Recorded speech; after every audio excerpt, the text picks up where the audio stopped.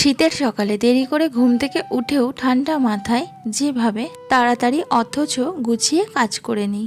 শুভ সকাল বন্ধুরা, আমি টুকুন। আমার এই ব্লগ চ্যানেলে সকল বন্ধুদেরকে জানাই অনেক অনেক স্বাগত, অনেক অনেক ভালোবাসা।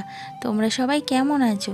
আশা করছি যে যেখানেই আছো সবাই খুব ভালো আছো আর সুস্থ আছো। তোমাদের ভালোবাসায় আমরাও কিন্তু বেশ ভালো আছি। আজকে হচ্ছে রবিবার, এখন ঘড়িতে সকাল 9টা বাজে। এখন থেকে তোমাদের সবাইকে সঙ্গে নিয়ে আজকের ব্লগটা শুরু করছি। আশা করছি আজকের ব্লগটা তোমাদের খুব খুব ভালো লাগবে। ওপরের ঘরে অনেক জামাকাপড় জড়ো হয়েছিল। কাল পরশু অনেক জামাকাপড় কাচা ধোয়া করেছি, তো কোনো জামাকাপড়ই ভাঁজ করা আর হয়নি। তো সব জামাকাপড় নিয়ে এখন রৌদ্রে বসেছি। রৌদ্র পোয়াতে পোয়াতে জামাকাপড়গুলো ভাঁজ করে নেবো। তো চলো তাহলে জামাকাপড় ভাঁজ করতে করতে আজকের ব্লগটা শুরু করি।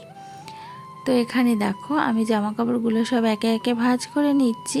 আর আজকে রবিবার বলে আজকে একটু ইচ্ছা করেই দেরি করে উঠেছি। আজকে সকালবেলায় অত তাড়া নেই টাইমের ভিতরে টিফিন করার, তার জন্য ভাবলাম একটু দেরি করেই উঠি। রোজ রোজ তো সেই ভোরবেলায় উঠি, তো একটা দিন তো ইচ্ছা করে একটু দেরি করে উঠি। তো দেখো জামাকাপড়গুলো সব আমি সুন্দর করে ভাঁজ করে নিয়েছি। অনেক জামাকাপড় জড়ো হয়ে গেছিলো, কত জামাকাপড় দেখো ভাঁজ করেছি। আর সেদিনকে পিসি এসেছিলো, তো এই শাড়িটা পরেছিল, না হলে তো শাড়ি আমার বার করাই হয় না, সেইভাবেই আলমারিতে থাকে। নিজের একটু শখ হলেও আর পরার সময় হয় না, কারণ সময় হয় না আর শাড়ি পরে আমি কাজ করতে পারি না, সেই জন্য না শাড়ি আর পরা হয় না।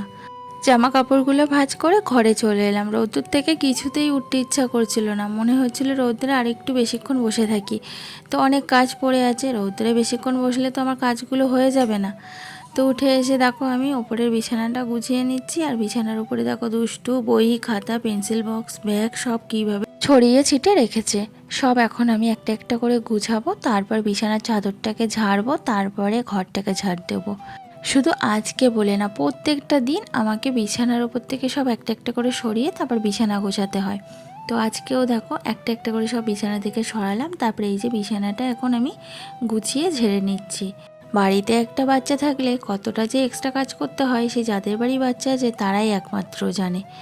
তো আমার ওরম অনেক এক্সট্রা কাজ সারাদিনে করতে হয় দুষ্টুটার জন্য, কিছু করার নেই। তো দেখো আমার বিছানাটা গোছানো হয়ে গেছে, এখন আমি ঘরটাকে সুন্দর করে ঝাড় দিয়ে নিচ্ছি। আর দুষ্টুটা কিন্তু বাইরে খেলা করছে। ওপরে ঘরটা একটু বেশি গোছালো করে ফেলে, কারণ ওপরটাই তো বেশিক্ষণ থাকা হয়। নিচের ঘরটা অতটা করে না, কারণ নিচের ঘরে কম থাকা হয়। তো যেটুকুনি সময় থাকে সেটুকুনি সময়ই দেখো অগোছালো করে রেখে দিচ্ছে, কাগজ কুচাচ্ছে। তো বাচ্চা মানুষ সবসময় তো অকাজ করতেই থাকবে। তো যাই হোক, ঘরটা ঝাড় দিয়ে আমি পাপোশটা দোয়ারে দিয়ে দিলাম, তারপরে বাইরেটাও সুন্দর করে ঝাড় দিয়ে নিলাম। তো ওপরে ঘর গোছানো হয়ে গেছে, নিচের ঘরটা মেয়েকে বললাম তুই গোছা, এখন থেকে একটু একটু করে তো কাজকর্ম শিখতে হবে। তো এভাবেই না শেখাচ্ছি, এখন ছুটি আছে স্কুল, আবার তো কয়েকটা দিন পরেই স্কুল শুরু হয়ে যাবে। তো যাই হোক, আমিও এদিকে চলে এলাম টিফিন বানাতে সকালের। তো সকালবেলা টিফিন তো বানাতেই হবে, সবাই খাওয়া দাওয়া করবে। তো আজকে বানাচ্ছি দেখো গোলা রুটি, পেঁয়াজ লঙ্কা কুচিয়ে ময়দা দিয়ে গোলা রুটি বানাচ্ছি, যেটা খেতে আমার ছেলে মেয়ে খুব ভালোবাসে। তো এই দেখো এক এক করে আমি সব গোলা রুটিগুলো সুন্দর করে ভেজে নিয়েছি, কত সুন্দর হয়েছে দেখো ভাজা। তো এই যে আমার ভাজা হয়ে গেছে, এখন আমি সবাইকে দিয়ে দিচ্ছি সকালের টিফিন।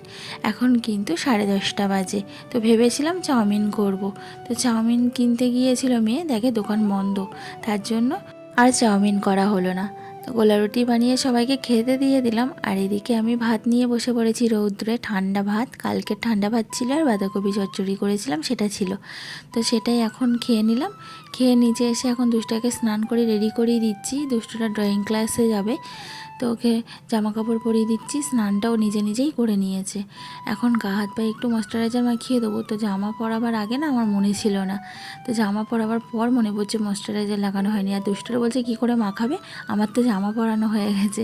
তো এই যেটুকু সরানো যায় ওটুকু সরিয়ে সরিয়ে হাতেগুলোই মাখিয়ে দিলাম, তারপরে মুখটাতে একটু ক্রিম মাখিয়ে দিলাম।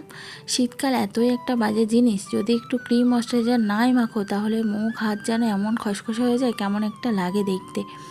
তো যাই হোক, একটু সময় আছে। তো দেখো এখানেও এখন কার্টুন দেখতে বসেছে, ও দিদির সাথে যাবে, দিদি এখন স্নান করছিল। তো চলে গেছে ড্রয়িং ক্লাসে, আর আমি চলে এলাম স্নান করে একবারে জামা কাপড় নিয়ে। তো জামা কাপড়গুলো ছাদে সব মেলে দিলাম, তারপরে এই দেখো চলে এলাম ঠাকুর ঘরে। তো এখন ঠাকুর পুজোটা সেরে নেবো। তো আজকে ঠাকুর ঘরটা ভালো করে পরিষ্কার করে নেবো।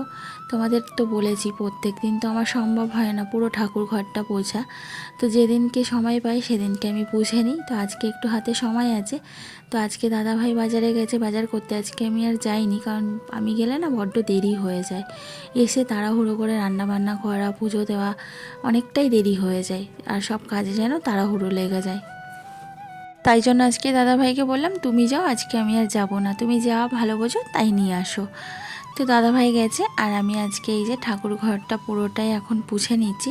অন্যদিন কি করি, অন্যদিন শুধু মেঝেটা পুছে নিই, দেয়ালগুলো আর পোছা হয় না, দেয়ালগুলো পুছতে গেলে একটু সময় লাগে। তো আজকে দেয়ালগুলো সব পুছে নিয়ে তারপরে এই যে এখন মেঝেটা ভালো করে পুছে নিচ্ছি। ঠাকুর ঘরটা তো প্রত্যেক দিন পোছাই হয়, দেয়ালগুলো আর পোছা হয় না। দেয়ালগুলো তো টাইলস বসানো, প্রত্যেক দিন পুছলে ভালোই লাগে, বাট পোছা আর সময় হয় না। তারপরে দেখো আমার সব শিব ঠাকুরদেরকে স্নান করিয়ে নিয়েছি, আর এইটা হলো ভোলে বাবার ঘট। তো ভোলে বাবার ঘটে একটা বেল পাতা, একটা গাঁদা ফুল দিয়ে দিলাম, আর এই যে ভোলে বাবার মানে ফটোতে একটা বেলপাতা দিয়ে দিলাম, কালী ঠাকুরগুলোকে সব জবা ফুল দিলাম। তো আর এই ঘরটা হলো আমাদের বিপত্তারিণী ঘট, জাগ্রত বিপত্তারিণী ঘট। এই বিপত্তারিণী ঘটেই আমাদের বিপত্তারিণী পুজো হয়। তো এই বিপত্তারিণী ঘটে জবা ফুল দিয়েই সাজাই। প্রত্যেকটা শিব ঠাকুরের মাথায় আমি বেলপাতা ফুল দিয়ে দিয়েছি, দিয়ে সুন্দর করে ঠাকুরগুলো দেখো ফুল দিয়ে সাজিয়ে নিয়েছি। আর এদিকে দেখো আমার পুজোটা দেওয়াও কিন্তু কমপ্লিট হয়ে গেছে। তারপরে চলে এলাম সবজি কাটতে। দাদাভাই এখনও বাড়ি আসেনি বাজার থেকে, তো কি রান্না করব বসে বসে ভাবছিলাম। তারপর ভাবলাম ফ্রিজে এখনও কিছু সবজি আছে, সেগুলোই বার করে এখন কাটতে বসেছি। তো পুঁই বিটুলি ছিল, বিট ছিল, বেগুন ছিল, সিম ছিল, তো এগুলো ভাবছি চচ্চড়ি করব। তো এই সবজিগুলো কেটে চচ্চড়িটা বসাই, ততক্ষণে দাদাভাইও চলে আসবে বাজার থেকে, দেখি কি বাজার করে নিয়ে আসে, তারপরে আর অন্য কিছু বানিয়ে নেব। তো এখানে বিট টিট কাটা হয়ে গেছে, আর আমার কাটতে কাটতে দাদাভাইও চলে এসেছে। দাদাভাই এই যে দেখো পালং শাক নিয়ে এসছে, বেগুন নিয়ে এসছে, বা ফুলকপি নিয়ে এসছে, আর কিছু আনেনি, আর আলু নিয়ে এসছে, পেঁয়াজ আর রসুন নিয়ে এসছে। একা একা তো পারে না বাজার করতে বাইক নিয়ে। এই দেখো বিট, আলু, সিম, বেগুন আর হচ্ছে পুঁইমিটুলি চচ্চড়ি করেছি। আর এখানে দেখো মাছ ভেজেছি। এটা কি মাছ তোমরা কমেন্ট বক্সে জানিয়ে। এই মাছটার নাম আমি জানি না, দাদাভাই নিয়ে এসছে এরকম বাজার থেকে। এটা কি মাছ, তোমরা এটাকে কি মাছ বলো কমেন্ট বক্সে জানিয়ে। আর এদিকে আলু ভাজছি, মাছটা রান্না করবো।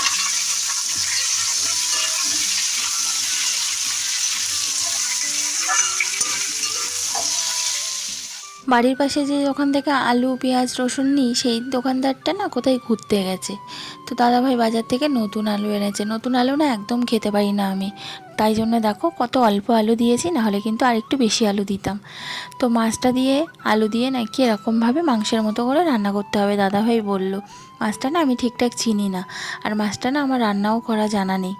তো দাদাভাই যেভাবে বললো আমি সেভাবেই রান্নাটা করছি। তো দেখো কষিয়ে আমি আবার জল ঢেলেও দিয়েছি, তরকারিটা ফুটুক ততক্ষণে আমি সবজিগুলো ফ্রিজে ঢুকিয়ে নিই, তারপর ফুটে উঠলে মাছগুলো দিয়ে দেবো। তো এই দেখো চলে এসেছি আমি ফ্রিজে, এখন সবজিগুলো সব ঢোকাবো। আর আগের দিনের সবজি কিছু রয়েছে, অনেকটাই রয়েছে। এই দেখো লাল শাক রয়েছে, ছিম রয়েছে, তো ধনেপাতা দেখো পুরো শুকিয়ে গেছে ধনেপাতাগুলো। যাই হোক, তারপর পালং শাক এনেছে, ওগুলো এখন ঢুকিয়ে রাখছি, কালকে করব। শাক খেতে কিন্তু আমার ভীষণ ভালো লাগে, যে কোনোই শাক হোক, পালং শাক, লাল শাক খেতে আমার খুব ভালো লাগে। শুধু শাক দিয়ে ভাত দিলে না আমি তৃপ্তি করে খেয়ে নেবো। গ্রামের মেয়ে তো, গ্রামে জন্মেছি, তো গ্রামে ছোটো থেকেই শাক সবজি খেয়ে বড় হয়েছি, শাক পাতালতাই একটু বেশি ভালোবাসি খেতে। তো যাই হোক, তারপর বেগুনগুলোও ঢুকিয়ে দিলাম। আর এই যে ফুলকপিগুলো এনেছে দাদা আজকে, খুব সুন্দর। আমি এই কদিন নিয়ে এসেছিলাম, এতটা মানে তাজা ফুলকপি না। তো দেখো সবজিগুলো আমার ফ্রিজে ঢোকাতে ঢোকাতে তরকারিটাও ফুটে গেছিলো, আমি মাছগুলো দিয়ে গেছিলাম। তরকারিটা হয়ে এসছে, গরম মশলা গুঁড়ো দিয়ে নামিয়ে নিয়েছি। আর এদিকে দুষ্টুবাবুও চলে এসছে ড্রয়িং ক্লাস থেকে। আজকে ওকে শান্ত আঁকিয়েছে। প্রত্যেক দিন ও এসে আমাকে আঁকা দেখায়, আর আমার সাথে সাথে তোমাদেরকেও দেখিয়ে দিই। তো এই দেখো খাওয়া দাওয়া সেরে বিকেলবেলায় আকাশটা তোমাদের সঙ্গে শেয়ার করছি, কত সুন্দর লাগছে। তো যাই হোক বন্ধুরা, ভিডিওটা এখানে শেষ করছি। ভালো লাগলে লাইক করে দিও আর কমেন্টস করে জানিও কেমন লাগলো। চ্যানেলটা সাবস্ক্রাইব করতে একদম ভুলো না। দেখা হচ্ছে কালকে আবার একটা নতুন ভিডিওতে। সবাই সুস্থ থেকো।